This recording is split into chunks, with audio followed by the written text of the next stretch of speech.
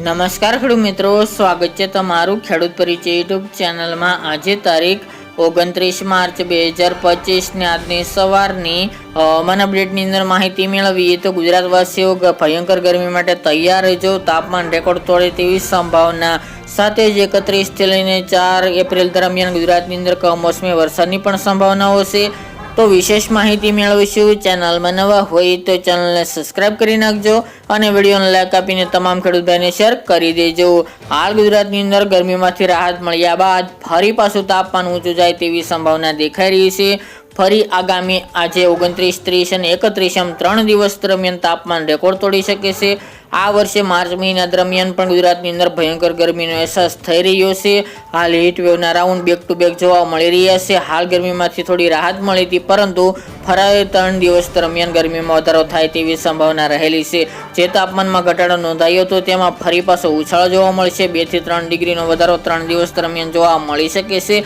અમુક ભાગોની અંદર 41 થી લઈને 43 ડિગ્રી પણ તાપમાન નોંધાય તેવું પણ અનુમાન દેખાઈ રહ્યું છે। ખાસ કરીને મિત્રો વાત કરીએ તો આજે 29 તારીખ દરમિયાન 1 થી 1.5 ડિગ્રીનો વધારો થઈ છે। કાલે 2 અને 31 તારીખ દરમિયાન સૌથી વધુ ગરમી જોવા મળે તેવી સંભાવના દેખાઈ રહી છે। તો 3 દિવસ દરમિયાન ખાસ ગરમી માટે તૈયાર રહેજો।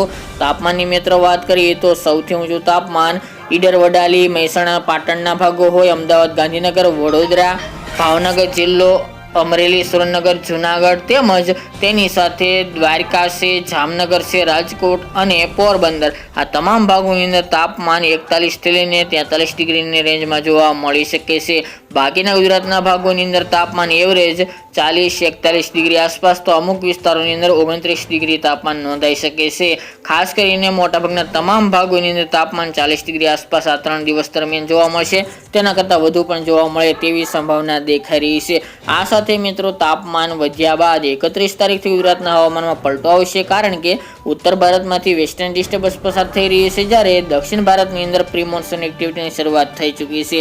આ બંનેને કારણે ગુજરાતમાં 31 તારીખથી 1, 2, 3, 4 તારીખ દરમિયાન હવામાનમાં પલટો જોવા મળશે। આ તાપમાનમાં કોઈ ઝાઝો ફેરફાર નહીં જોવા મળે, પરંતુ ગુજરાતની અંદર આ ફેરફારને કારણે ખાસ કરીને સિસ્ટમોને કારણે ગુજરાતની અંદર હવામાન પલટાશે અને વાદળછાયું વાતાવરણ જોવા મળશે, જેના કારણે ગુજરાતના અમુક સીમિત વિસ્તારની અંદર હળવા ઝાપટાથી લઈને છાંટછૂટ જેવું વરસાદી માહોલ જોવા મળે તેવી સંભાવના રહેલી છે। અત્યારના વેધર મોડેલ પ્રમાણે વાત કરીએ તો ખાસ કરીને સૌરાષ્ટ્રના ભાગો અને દક્ષિણ ગુજરાતની અંદર માવઠાના વરસાદની વધુ સંભાવના દેખાઈ રહી છે, જ્યારે કચ્છના પણ 1-2 ભાગોની અંદર વરસાદી ઝાપટા જોવા મળી શકે છે। બાકી ગુજરાતની અંદર કોઈ ભારે વરસાદ થાય કે તેવી સંભાવના જણાતી નથી, પરંતુ ચોક્કસપણે ગુજરાતની અંદર છાંટછૂટથી લઈને હળવા ભારે ઝાપટા અલગ અલગ ભાગોની અંદર નોંધાશે। વિસ્તારો વાઇઝ અપડેટ આગામી દિવસમાં જણાવતા રહીશું। આ તે મિત્રો આજની વહેલી સવારની અપડેટ।